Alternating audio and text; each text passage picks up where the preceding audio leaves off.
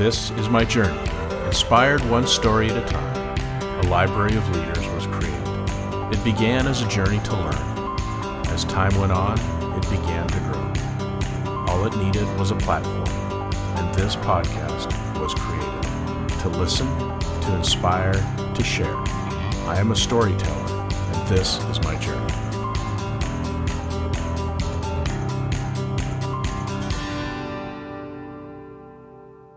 Welcome to another episode of Profiles in Leadership. I'm your host, Steve Anderson, and today our guest is Maria Brinck, who is a visionary thought leader devoted to breaking up the traditional leadership monopoly in order to generate the diversity of thought necessary to solve our most pressing challenges in organizations and nations.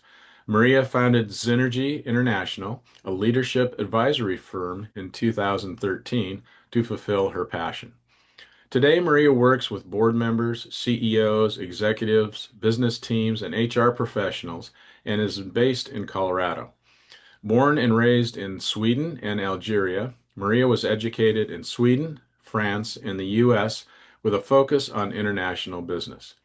Her most transformative experience, reshaping her worldview, came when she lived and worked with indigenous people in the Congo Basin Rainforest in a remote part of Cameroon. While working on the rehabilitation of chimpanzees and gorillas, she observed firsthand human planetary destruction and its consequences for all living things, but also the type of leadership we need to bring out the best in humanity. Maria is a Gallup-Certified Strengths Coach and holds a CPCC Certification from CTI and an ACC Certification from ICF, the International Coaching Federation. She previously held positions at GE, Eli Lilly Company, and Novo Nordisk, and some of her current clients include Quanex, did I say that right? Yes. Astra-Zeneca, Beacon, DaVita, Vizient, and Stryker. So Maria, welcome to the program. It's great to have you on today. Thank you so much, Steve, for having me. So we heard in the bio that you have some experiences, some real international experiences. So Sweden, France. Just tell us a little bit about where you grew up and those experiences and how you came to the U.S. and then of course the experience in Africa. Yeah, sure. As you mentioned, I grew up in Stockholm, Sweden, and came as an international student to the United States. This is 30 years ago. Now I'm dating myself. But it was an incredible experience to come here. I wanted to study international business at the time and wanted to do it in an English-speaking country. And kind of followed the path that I believe a lot of people do. You know, they get the degree and then they're in the wheel, so to speak, and got my first job at GE, followed by Eli Lilly Company, and then Novo Nordisk. So kind of went from technology, mostly in sales, to pharmaceuticals and then to biotechnology. And things were really good. I made incredible amount of money in sales. And of course, was pretty thrilled the first few years.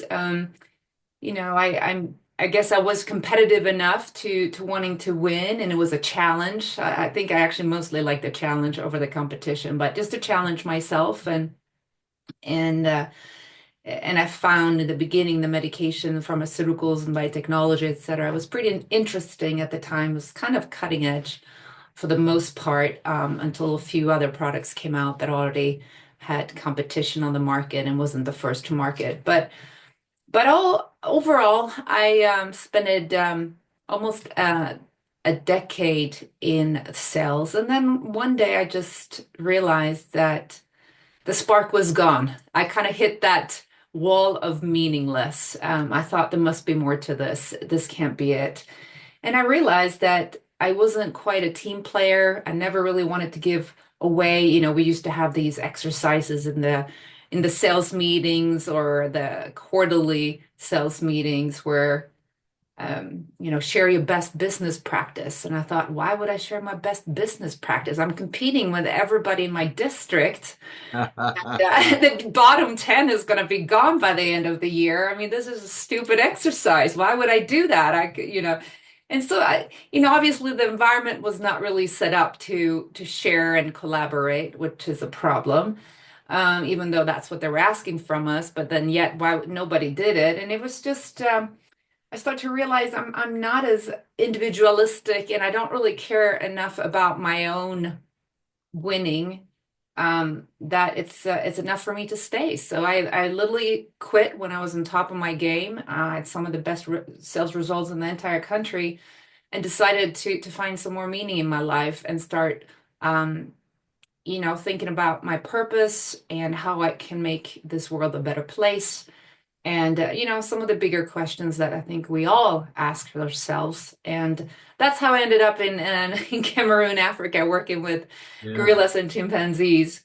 And of course, the amazing side effect of leaving corporate America and kind of being burned out, if you will, or looking for meaning was that I also found, to my surprise, maybe it wasn't so surprising, but it was something I hadn't anticipated, a very different kind of leadership. I was not a leadership consultant. I didn't even look to leadership at the time, but it was so obvious that I start, taking notes and observing and feeling how different things could be, even here in corporate America and in the Western world, if we incorporated some of the things we see in the non-Western world, including from the indigenous people and the people that are much more connected to nature and animals and the ecosystem than we are, and how important and crucial it is, in particular in the time we're at currently in human history, to bring that wisdom into leadership. So that kind of became my passion. So that was a long answer to your Yeah, question no, there, that's great. Steve, My but my first thought was, so how did you find this place to go to? What you fill out a form and say you're going to some deep dark forest in Cameroon, or how did you find this place? you're actually the first one to ever ask me that question. That's funny. So I happened to have one of those days when I thought, wow, I really have hit the wall. I came home early and I was watching, I don't know if you remember Animal Planet on te Yeah, yeah, television. Yeah, I was yeah. like, that used to give me some great, yeah, just energy. And so I put on Animal Planet and I was watching this show about these chimpanzees and how their habitat is being cut down in Cameroon. And there's the illegal bushmeat trade that is, killing the mothers of these young chimpanzees, them being orphaned. And it was following the story of an orphanage in Cameroon, in Yaoundé. And I decided after that program, within the hour, I'm going to quit my job and this is what I'm going to do. I knew Wow, right away that was my calling. that's amazing. So do you just show up, or I mean, was there someone there No, you and then met? I started researching a few places. I did not end up at that rehabilitation or rehab for orphans, but I ended up in another one who was actually much, much more remote, Yeah. which I should have really read up on, but I didn't. This was not even close to any metropolitan area. It was actually a 9-hour train ride straight into the deepest of the jungle of Congo Basin Rainforest. And of course, thinking now, the afterthoughts is that it couldn't be in a better place for me to watch firsthand what's happening to the rainforest and how it's affecting the local people, the animals, and frankly, Steve, all of us, because we all, as you know, depend on this forest, and the Congo Basin being the second largest rainforest in the world. So you can imagine how important it is to save it. And getting to experience and see logging, illegal logging, and logging companies cutting down the forest, and also oil and gas drilling.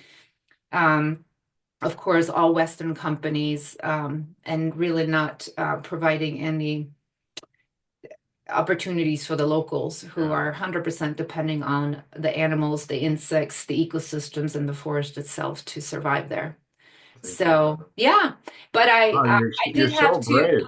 Yeah, well, it was one of those things, I didn't really think about being brave or wanting to do. It was something I just needed to do. That's awesome. You need something, you just need it. You don't think about all the consequences and the overall impact. But I do remember one of my partners in sales told me, Maria, this is crazy. You know you're in sales. You cannot have a gap on your resume. You need to show that you're always going for the next bonus, the next title, more money, the next thing. This is not going to look good. I don't think you're going to return. And of course, I haven't returned, so maybe he Yeah, was right. maybe, maybe. Have you seen the recent interview on Netflix with Jane Goodall called The Last Word? I have not. You, I am you need about you need to to. watch that. Yeah. Yeah, she obviously was one of my absolute biggest heroines. And I've read pretty much, I think, Yeah, it's a every great single one of interview. her books. Yeah. The interview was done, I think it was in March, and they she said that she would only do it, or they did this on purpose, but it would only be released after she passed. Oh, And wow. so it's really powerful, and she doesn't hold anything back, and I'm sure you can really relate to a lot of what she's saying. I have So a feeling I can very much relate to her yeah. and what she's So saying. anyway, so you you see this different styles of leadership. You have some opinions about leadership, and we're going to get into that. You've written this book for those on video. I'm holding it up right now, The Leadership We Need. So I'm always impressed with people that take the time and effort to write a book. So you come back and you say, "I'm going to write a book." That couldn't have been easy. No, it wasn't.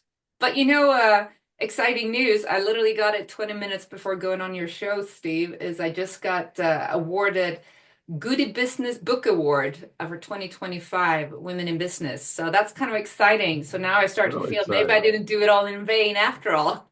Congratulations. That's awesome. So Thank tell us a you. little bit about, you talked about corporate America and corporates, it's all about money and profits and speed and, get this done, competition. And then you went on this journey to see a different way. And in your book, you talk a lot about how, the old traditional leadership style is just, it doesn't work anymore. And we're not only destroying our planet, but we're also burning people out right and left. And so, just give us a little summary, and we'll get into more detail. But why you wrote the book, and then kind of what the general message is you're trying to tell us.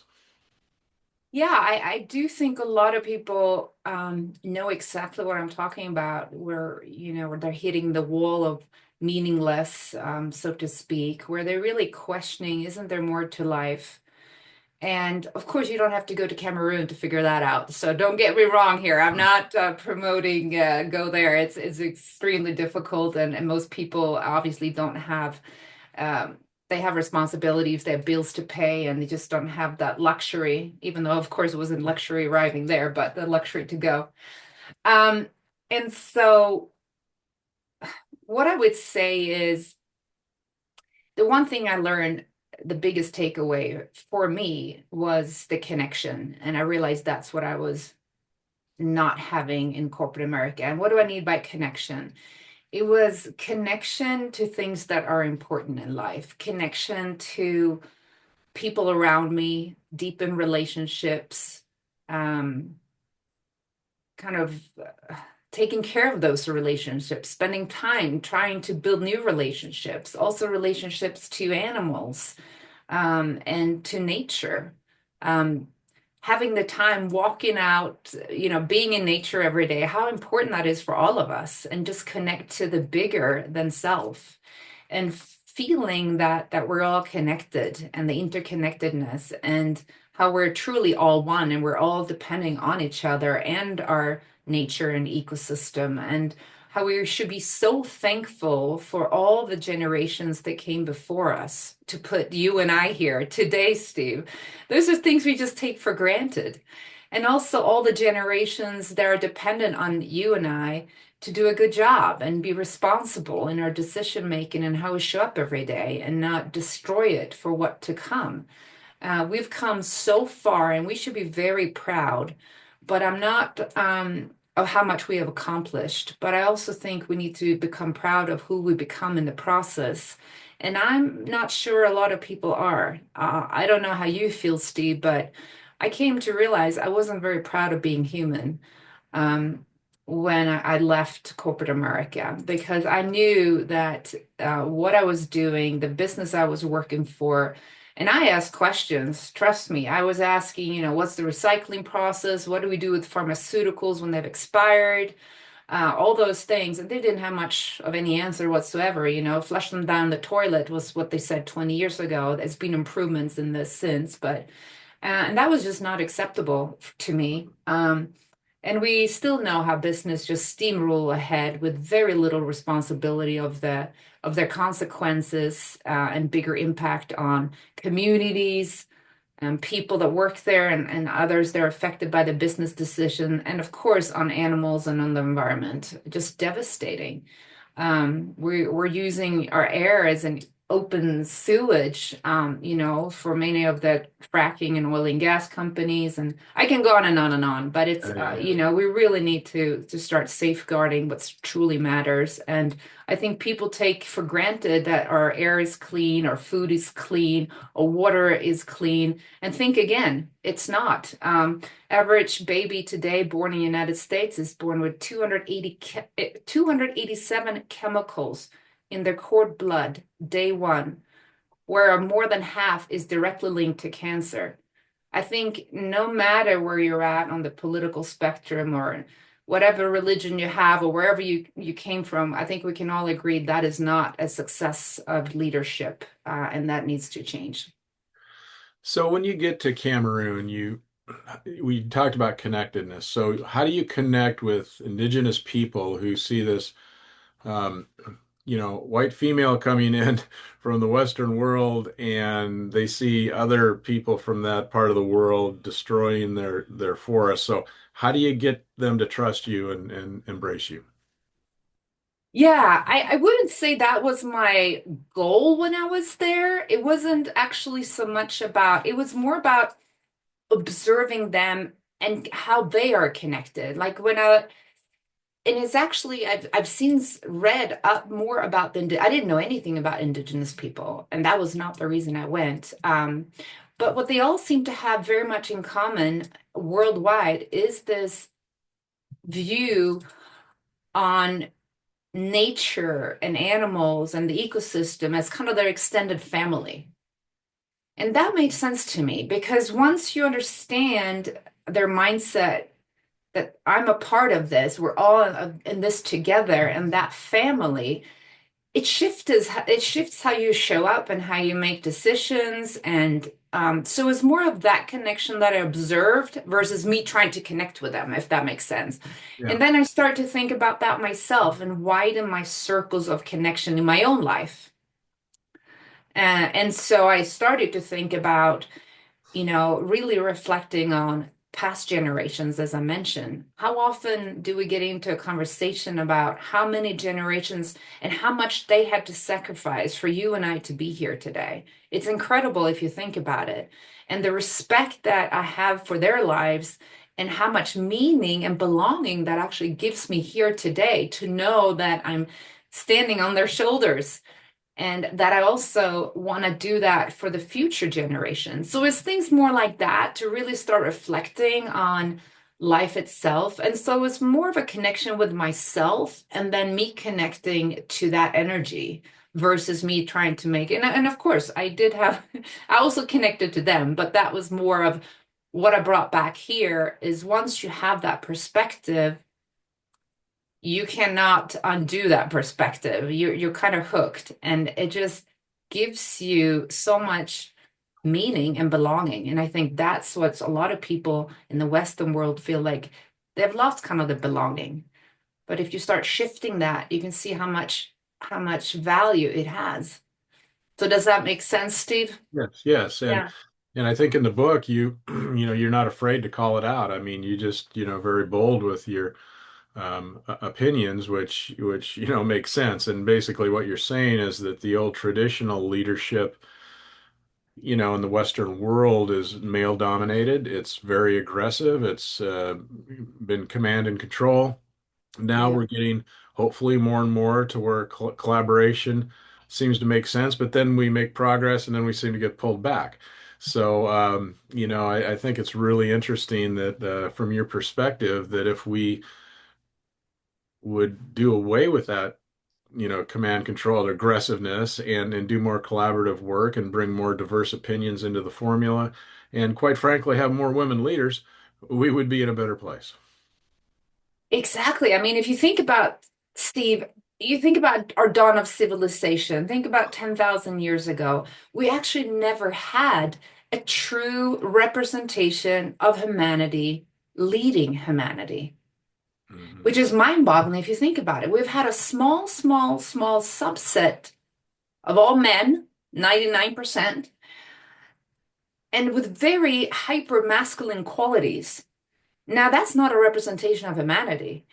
And I would argue that we have never had our greatest potential, our diversity of thought in leadership.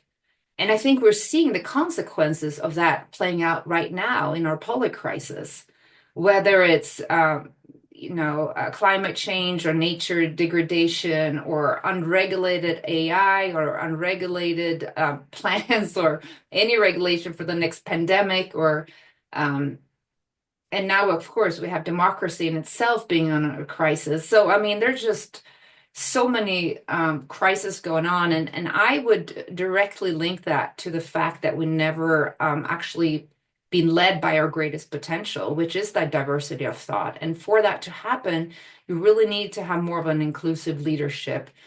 You hear things like, "Oh, there are always going to be wars. It's just human nature." Is it really?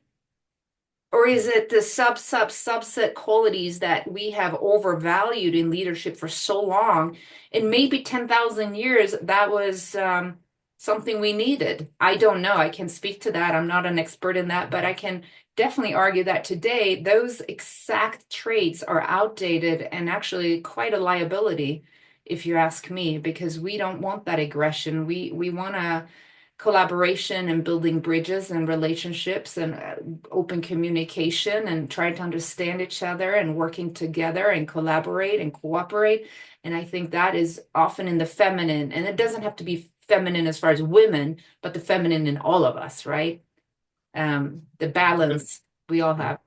And I guess what I think of, as a leadership coach and helping my clients and whatever, I try and teach and show those things as important as you just described them, and whether they're feminine, whatever you label them, it's I think the collective wisdom is that they work better. So why are we still struggling with this? Why aren't we just embracing this? What are we afraid of? And I guess it's power, right? It's, some group that has power doesn't want to lose power. Yes, I do that. I think that's definitely one of the reasons we're seeing what we're seeing. Definitely desire for power, which is obviously very masculine trait in itself. I also think, Steve, that whether we want to admit it or not, I do believe we have an unconscious and maybe even conscious bias in towards who we believe is qualified and capable to lead. Mhm. It's something that just has not evolved. Because as I mentioned earlier, maybe that was what we needed 10,000, maybe even 5,000, maybe even 2,000 years ago. But it's like we haven't evolved from that mindset of thinking, big, tall, physically strong, or the masculine, the aggressiveness, the decisiveness, the overconfidence. And it's kind of like I sometimes compare it to our craving for fat and sugar. We want it, and yet it doesn't bring well-being. It actually leads to disease and even killing us. And yet we want something, but we need something else. It's kind of what look at leadership. We want something, but we actually need something else, and we kind of haven't evolved, and of course with the sugar cravings and the fat, back in the days, that was our survival. We never knew how many calories was going to be in our next meal, so it made sense.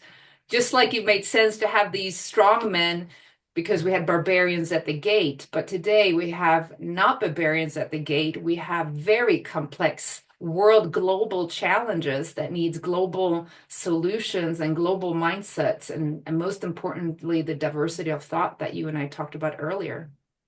Yeah, it's just so interesting because we see all these things in our present world, and you think, well, yeah, it makes sense, why do we keep, stocking up our arms and our nuclear weapons and all these kind of things? But yeah, then there's that piece that says, but then if we don't, those aggressors and power people are going to take us over. So we have to, it's a tough position to be in on the world level, and I'm not qualified to talk No, about but world. but that brings out another th very interesting, and thanks for bringing that up because I think that's exactly the psychology. I think you're nailing it. But that also brings up the question, how do these leaders come to the type of power that they are? I mean, even a Putin, he didn't he didn't get to power overnight. He grew up, even though, if it's democracy and voted in, that could obviously be questioned. But, let's just face it, he was probably having these characters and the type of personality all throughout. Why is it that we let these type of personalities and people advance? What is it in our culture that doesn't call it out and saying, actually, hold on a second, you're not gonna, move up, you're not gonna get those titles, you're not gonna, because you don't have the best interest for all of us. I just can't believe, I mean, this probably most likely started, in preschool, in the school ground. Yeah. We see it over and over again that there are certain people out there that we're just not calling it out. And I think we all need together to call them out. Some are probably charismatic, but that's not a quality or doesn't make them good at leaders necessarily. But the fact is we're still kind of led by bullies, and not only in nations, but also in business. And I'm sure you've And seen it's a few. really, yeah, it's really intriguing because, and you say calling it out, just, and it's not just women should have to call it out. Men should call it out too when it's seen and recognized and it happens. I'm thinking of two recent examples in our modern day, like the Prime Minister of New Zealand and the I don't know if it's prime minister or president, whatever they call it in Finland, Yeah. where two young women was elected to these positions, and they seemed to be making great changes and whatever. Yet you could argue they didn't last. And so, what is it that they did it for a while? They made some great, but now they've been replaced again. So, um, do you have an opinion on that? What's from your perspective? Yeah, absolutely. What you saw there with Jacinda and Sandra, I believe was her name, Yeah, is that they probably had and wanted to lead from that balance with the masculine and the feminine that we all have. The problem is if you're trying to lead from that balance, it doesn't quite fit into the culture where you're or in the environment where you're at because the environment is hyper masculine, so you have to play to your masculine to even fit in. I saw it in sales, it's kind of like here I am. um, yeah. Look at me, right? This is why you should buy from me and not the competitor. um, so you have to rely heavily on the masculine, and if that's not natural to you, which I think for a lot of women it's not, and often we even overcompensate because we're so terrified of looking weak, then it leads to burnout because you're not showing up with who you are as who you are, and it's exhausting. And so, what needs to happen is we also need to change the leadership environment to have that balance between the masculine and the feminine within us. Not just, that we need more women in leadership, which obviously it's, just not only the right thing to do, but it's necessary at this point in our history. But also to bring out the masculine and the feminine in all of us and just change the leadership culture to value and incentivize more of the feminine. And so I think a lot of women, including these two, it led to burnout where they had to, show up differently from who they are every day. It must be exhausting. It takes a lot of energy. So go back to your personal experience. So you're in sales. You climbed these ranks pretty well. You said you were successful. You made a lot of money. So when you were making sales in these organizations, were you using your feminine side that helped you be more No, successful in a lot of or were you no, being aggressive? I was definitely aggressive. Okay. Yeah, So yeah, you were using your masculinity side yeah, more in that sense than feminine side. Interesting. Okay. yeah. Which And I think again, to if that's not honestly, who you are, that's going to no, lead to burnout, right? exactly. And that's exactly what happened. Yeah, exactly. So Yeah. okay, so let's think about that a little bit. So I hear what you're saying, and to be honest with you, I couldn't agree with you more.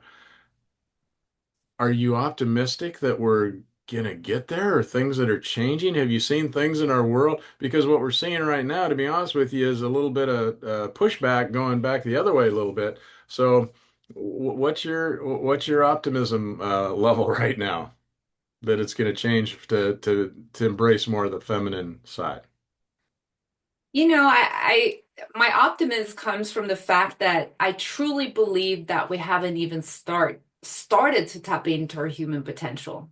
Hmm. That's what gives me optimism because we have never seen um, that diversity in all of us, the masculine, the feminine, or linear and nonlinear, whatever you want to call it. We've never seen that equally valued and incentivized. We also never seen in leadership that expansion of long-term perspective and thinking of the one, right, where you connect to the larger, the ecosystem, past and future generation, all of humanity, all animals. We haven't seen that, and we haven't had that full representation when we also bring in minorities and women and indigenous wisdom. That's just been sidelined. So there's so much hope there if you think about it, because there's so much potential that we is untapped, because what we're seeing in leadership is the same thing over and over and over again. And I think at this point, I think people are starting to wake up and saying, is this really the best we can do? Here we are again, another war, another this, another wall. Really, haven't we come further? And I think now more than ever, it's starting to become so obvious that this is not working. And I think people are starting to get fed up. And so that's where I find my hope. I'm Yeah, it's hoping real that we're hitting interesting. the bottom right now.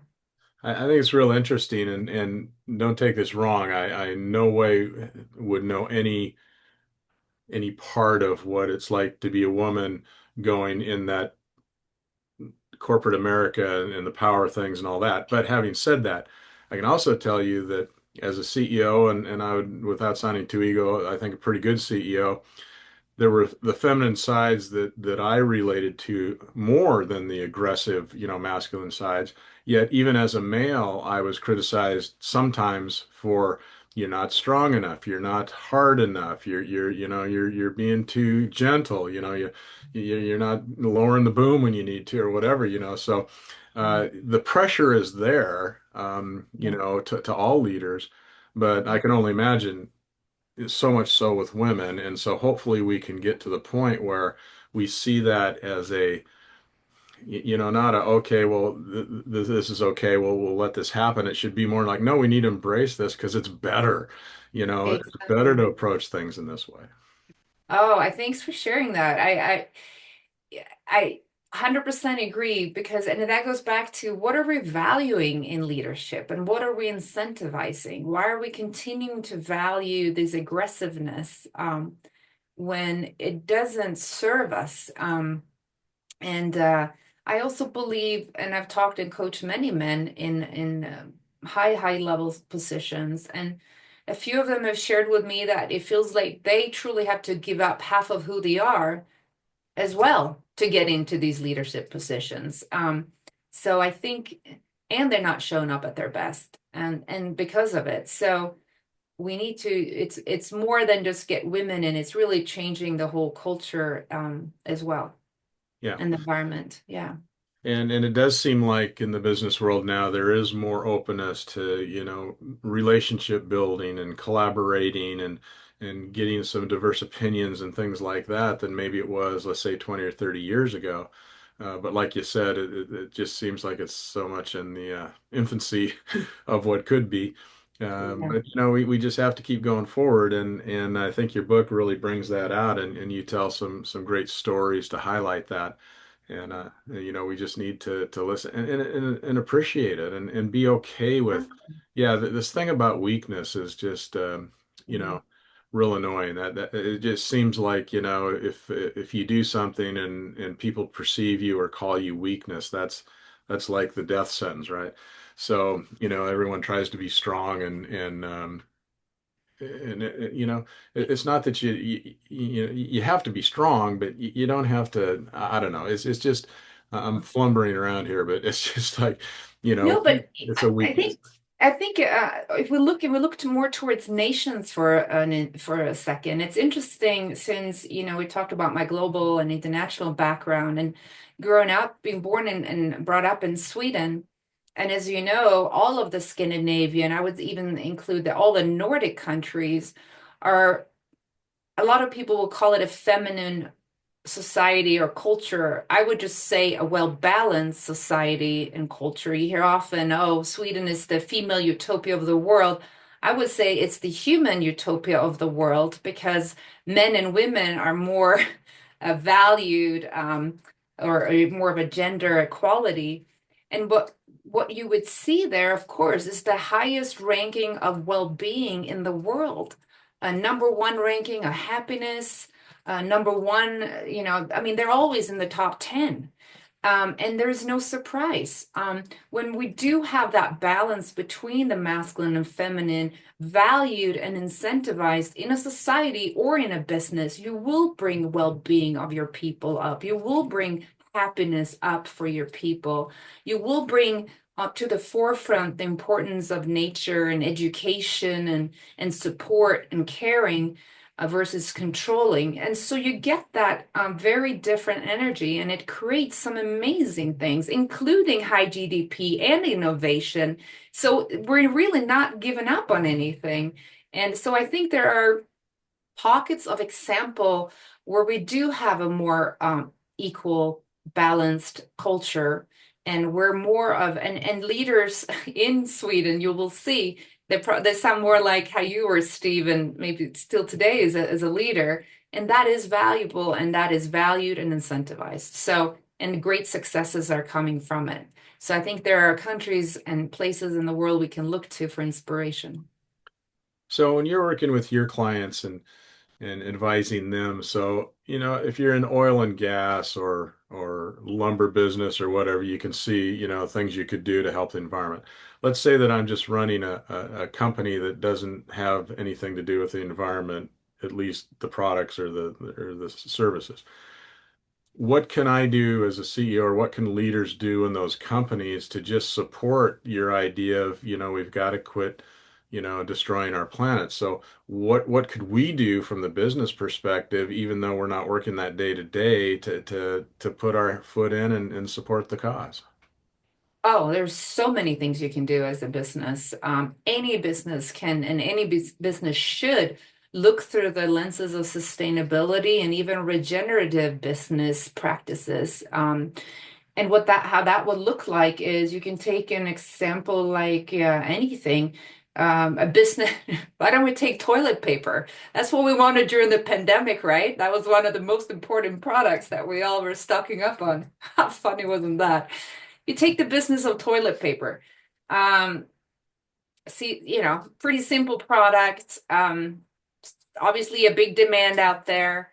Um, why not make toilet paper and invest in, replanting of forests and forestry, and even maybe plant more forestry than you're currently using for your products.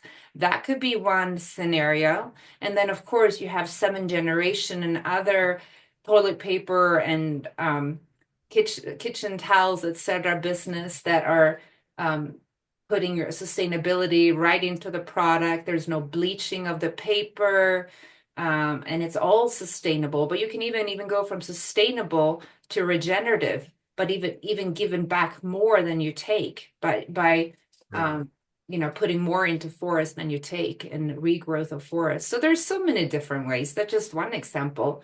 Yeah. Um, yeah. I mean, there are always any business you're at, you can always give more than you take. And there are ways to do that.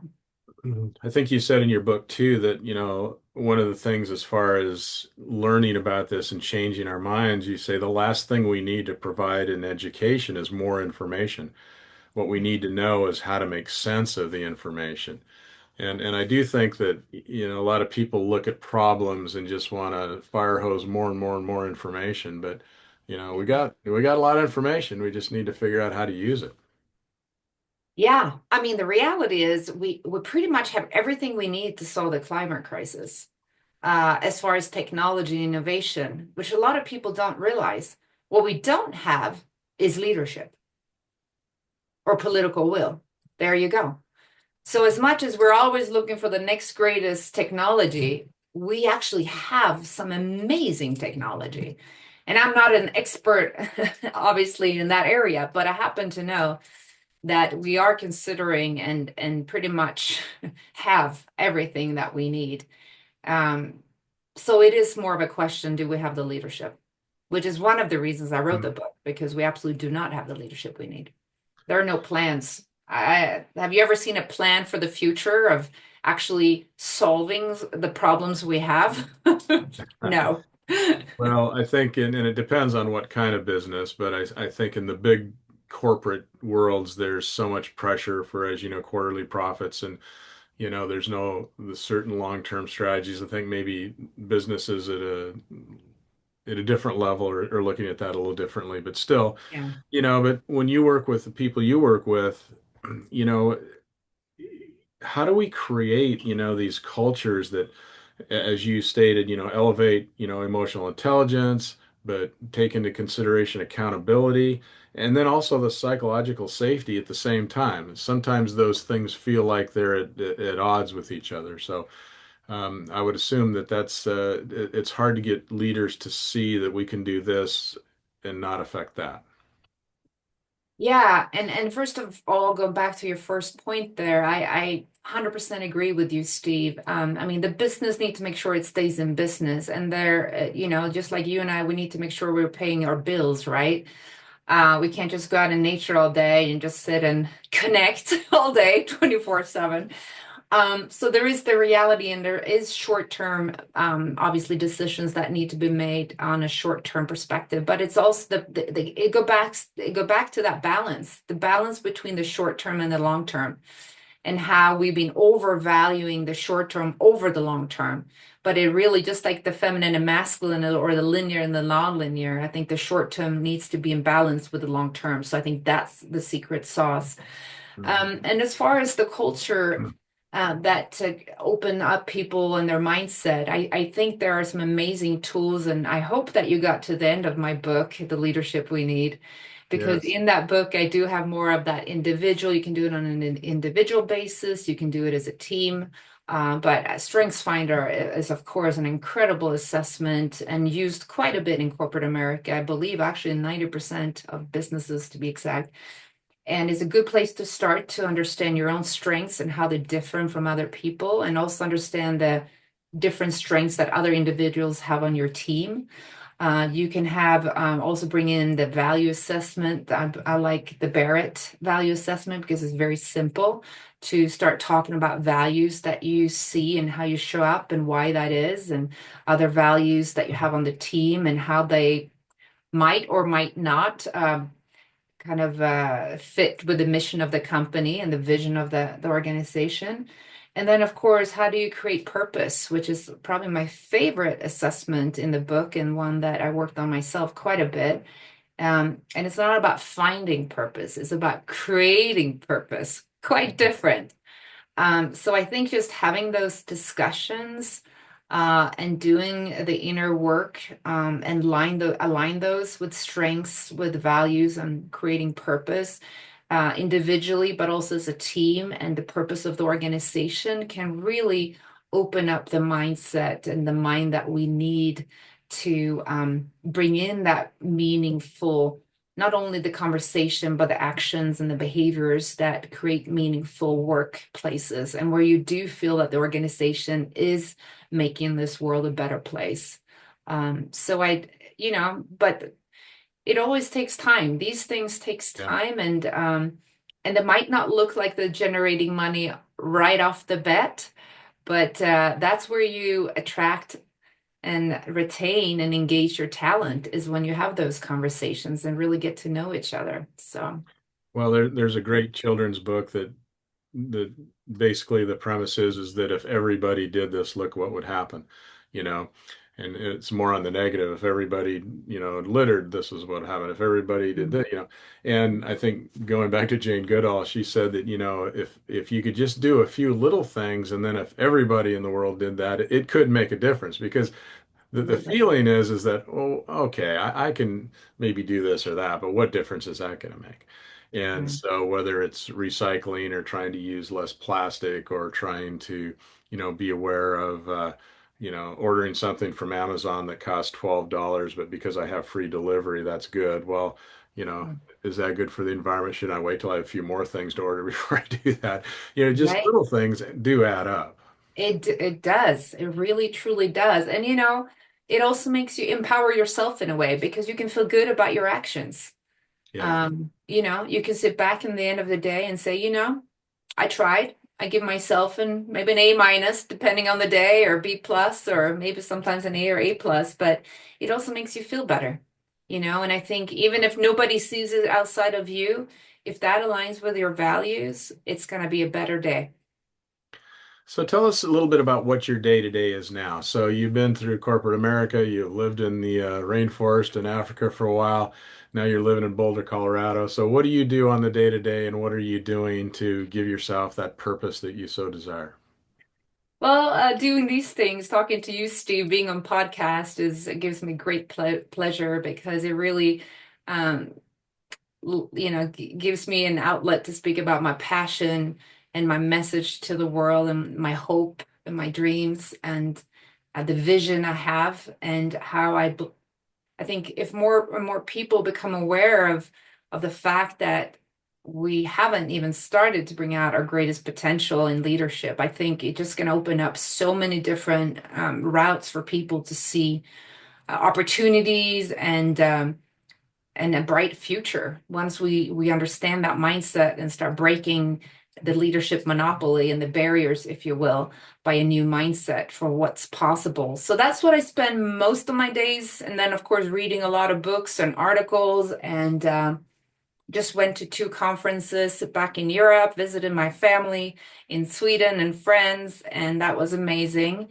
And continuing having these conversations. Very And important. do you coach individual clients? Are you in the coaching world?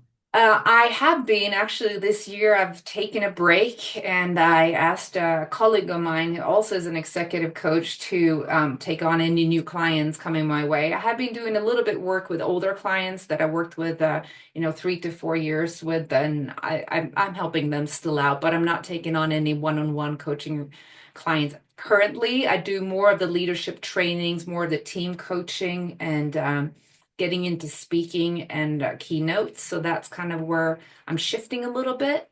Yeah. Yeah, Yeah, and I think there's also a benefit too that we've talked before on this podcast about leadership training in groups with peers and colleagues can be quite effective as well. It doesn't have to be one-on-one. And sometimes working with a group because they not only learn from the mentor coach, but they also learn from each other and share experiences, and that can be quite transformational as well. absolutely. And for them to get to know each other Yeah. and how their strengths might perfectly complement each other. I love when I see that and how people who before the training did not get along because they did things so opposite, and now they realize how much they can learn from each other. That's a lot of fun work. Yeah, for Yeah, sure. yeah. So, Maria, in anticipation of our discussion today, what haven't I asked you or what haven't we covered that you want to be sure and get in the program today? I think we covered a lot of ground, Steve. The one thing that, um, and this is from my own past experience, maybe we touched a little bit, maybe we didn't, but if there's one advice that I have for leaders listening or aspiring leaders, is that really be aware of your ego going into leadership and or whether it's starting your own business or always don't think you have all the answers, always ask questions, learn from the people around you. There's just so many smart people out there, and it's very limiting to think that you are the smartest person in the room, smartest person in the meeting, because I think a lot of us have that thought going into leadership and maybe even building our own businesses. But there's so much to Yeah, learn. I think that's one of the biggest misconceptions of leadership is that a new leader or a young leader comes in and there's some weird thing that they think I have to know the answers. I have to know what, and with my experience and what I learned, and I didn't know that when I started it, but what I learned, you don't know all the answers. It would be a mistake if you thought you knew all the answers. You need more input, more collaboration, and it's okay to say I don't know, or it's okay to say collectively we can come up with a much better strategy or decision than if I come up with it myself. And it seems like, for whatever reason, that's one of those myths that people have and have to discover it later that that isn't true. And so, if we could somehow get the word out about that, we'd probably save a few years of people feeling like they Exactly. had to do that, right? Yeah, absolutely. Yeah, it's interesting too because you kind of put it whether we have big egos or maybe we think we're supposed to have all the answers. It could be one or the other. It's Yeah, not, it could be. Yeah, yeah, yeah, for exactly. sure. But either way, it's definitely going to hold you back. And to your point, you're going to waste years and you're going to make your life much harder than it has to be. Yeah. So, and you're not going to bring in the engagement to others because people are engaged when you ask them questions and get them involved and put a lot of responsibilities on them. People like that, when they can feel like they can run their own show and they have authority. And, so I think it's a win-win for everybody. Yeah, for sure. Yeah. Well, Marie, at this time in the interview, I always ask my guests the same common question. And that question is, in relation to leadership, what is a pearl of wisdom that you could leave us with today?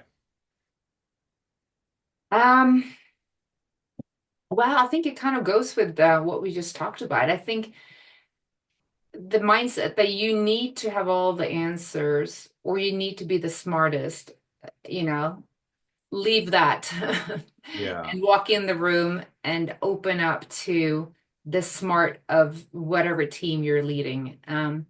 And start asking questions. And ask people, what brings them joy? When do they feel most alive in their jobs? What tasks are they asked to do? What kind of people do they have around them? Get to know your people, and it's going to be beautiful. And people are going to become engaged, and you're going to get so much diversity of thought. Well said. Well said. Yeah. Well, Marie, this has been really interesting to me. Your book's great, fantastic. It's a good read.